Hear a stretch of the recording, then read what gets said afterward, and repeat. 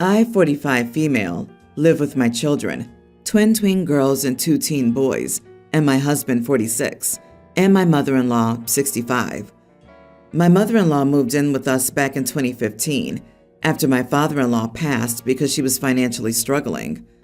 My mother-in-law is not easy to live with, and we struggled immensely at the beginning, but after a few years we found a way to cohabit.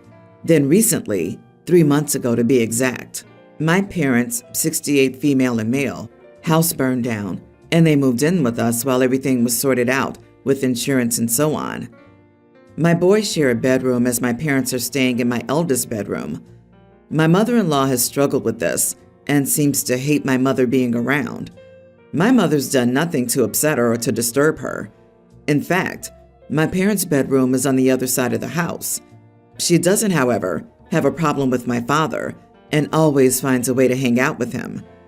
A few days ago, while I was away for work, a massive argument occurred between my mother and mother-in-law. My mother had accused her of trying to seduce my father, and there was some inappropriate text sent to my father. My father immediately showed it to my mother, and my mother responded as if she was my father to see how far my mother-in-law would go, and well, she went far.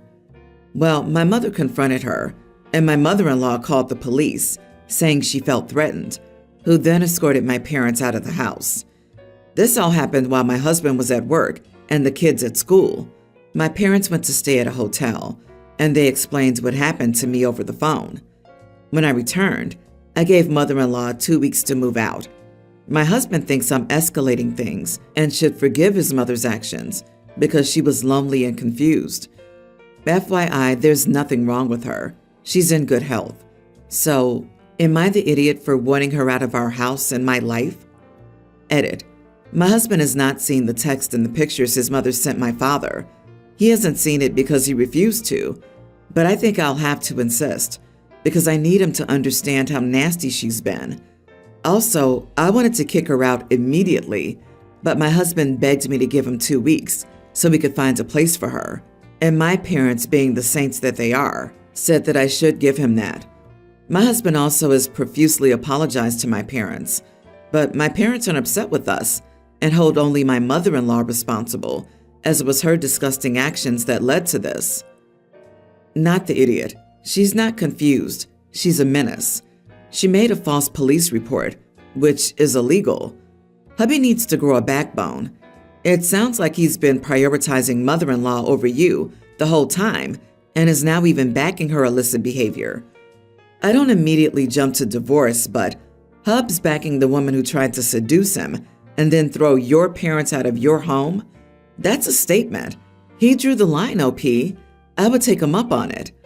Honestly, your husband can move out with mother-in-law so she's not lonely and confused. Exactly. Mother-in-law didn't just kick OP's parents out. She called the cops on them and had them removed from OP's home, which reeks of mother-in-law. She now thinks she's calling the shots in that house. And if OP's husband gets his way, she will. I'm gobsmacked at the delusion of the husband. She's lonely? Then go to bingo. Volunteer at the library. Join garden club. There are about 1 million ways an able-bodied 65-year-old woman can entertain herself and keep herself busy and engaged. One of those ways is not to put the moves on your daughter-in-law's dad. Heck, she initially moved in because of finances. Get a job. She wasn't confused about texting silver-haired intimate stuff at that poor man. She wasn't confused when she called the cops on them. She wasn't confused when she presented herself as the legal occupant of the house and had them removed. She's been there for 8 or 9 years now. She thinks she's got a position to call the shots in the home. I honestly don't know how she can stay after this stunt. I wonder what the OP's husband would say if the OP said this. It's equivalent to saying, I'm lonely at work, so I'll try to seduce the boss. I just sent him photos of my hoo-hoo. So when HR wanted to fire me, I called the police and had them escorted out. Imagine your home being invaded for the rest of your life by an entitled monster-in-law. Nah, I'd jump ship the first year. This poor OP has already put up with so much. I, 26 male, have been married to my wife, Emma, for 4 years. She was a social work major whom I met in one of my general education classes. I explained to her I was a mechanical engineering major. She then asked if I could tutor her in math, and that's how we began dating. Afterward, I decided to get my master's in Japanese to help me gain more career opportunities. My wife thought it was a silly idea and said she wouldn't be funding it, so we decided to keep our finances separate. It wasn't a big deal since I was still working anyway. I just had less free time, so she was making more than me during this time. It paid off, and I recently landed a high-paying job, and with that came more stress due to me having to travel to Japan often. I've been wanting to get into gaming, so I invested in computer parts coming around $1,500. Once I took the parts out of the box, my wife noticed the receipt and asked how I could be so irresponsible with my money. She assumed I still made the same amount, but when I told her that I made triple that amount, she began giving me the silent treatment. During this time, I began to notice my things were going missing. I wanted to go fishing with some friends once, and when I was looking for my rods, she must have noticed and said she had given them to her uncle. I told her not to take my stuff without asking, but didn't mind too much because they were old, so I just bought some more. Another time I was about to go to the gym, and I was looking for my pre-workout. I always keep 3 jars. Luckily, I had a can of Monster, and that helped. I asked my wife when she got home from work, and she said she had given them to her cousin. I asked her to reimburse me because they cost $50 a jar. She said I made enough to replace them and just ignored me for the rest of the day. One day when she thought I was asleep, she was talking to someone on the phone, explaining how she was going to move my parents into our house. She hadn't explained this to me. We only have 3 rooms. One is her office, one is my office and game room, and the other one is our bedroom. She told the person on the phone, who I assume is her sister, that she's going to give my gaming setup to her brother to make room and that I'll get over it eventually. So today I left work early to catch her in the middle of her plans. And when I walked into our apartment, she and her brother were there, placing everything into a box. I asked what was going on, and my wife, whose face was pale, said she was cleaning when her brother came by. I asked him if he planned on taking my computer. Of course, he denied it. So I went into the room to get the iPad we shared. I looked through the text there, and it clearly shows my wife telling him where to pick it up and to deny that he had it. I told him to get out and asked her why she thinks she's so entitled to my stuff. I've never yelled at her, and I guess this scared her because she began to cry. She ended up packing a bag and went to stay with her sister. While she was out, I picked up a lock for my office. Her sister texted me, calling me an idiot. I'm beginning to think I could have handled this better. Not the idiot. Stealing, lying, making major life decisions without you, not being supportive of you when you decide to get more education, and then punishing you when you get a good job as a result. She doesn't respect you as a human being. Yeah, saying leaving her over a computer is a ridiculous way to phrase it. You're not leaving her over a computer. You're leaving the toxic marriage. Get the heck out. Exactly. You're not leaving her over a computer. You're leaving her because she's an immature, dishonest idiot who's stealing your stuff. Time to toss the leech out and hand her her papers. Change the locks on the exterior doors. Pack her crap and put it outside. Tell the rest of her thieving family accomplices to come and get it. Separate your finances utterly. New credit cards. Kill the old joint ones. New passwords on financial accounts. File for divorce as soon as you can. Do not go cheap on this. A good lawyer could save money in alimony. She probably doesn't have enough money to pay a good one anyway. Go big and be happy that you don't have kids. Good luck, man. Find someone who isn't a thief. I'm a 30-year-old female. I have a son, Tom, who's a teen. My husband, 29, has a tween daughter, Anna. Our blended home life isn't without problems, but for the most part, all is well. The only issue we run into, for the most part, is what's fair to both kids. My husband doesn't allow his daughter to have a TV in her room, but I allow Tom to have one in his. Since Anna doesn't think it's fair, My husband has tried convincing me several times to take the TV away from Tom so that it's fair to Anna. I've said no. My husband doesn't allow Anna to stay up past 7:30 on school nights, whereas I let Tom stay up until 9. This has also caused issues because Anna fights him every night, trying to stay up. After all, it's not fair that Tom gets to stay up. So again, my husband tries convincing me to send Tom to his room from 7:30 on so that Anna thinks he's in bed too. I've said no. My son's allowed to stay up until 9, and I'm not adjusting his schedule or limiting him to his bedroom simply because a tween doesn't think it's fair that a teen has different rules. I have adjusted other things to be fairer. Before Anna and my husband moved in, I did allow Tom to eat in his bedroom, snacks, but Anna isn't allowed to eat in her room, per my husband's rules, so I did tell Tom that he can't eat in his room anymore.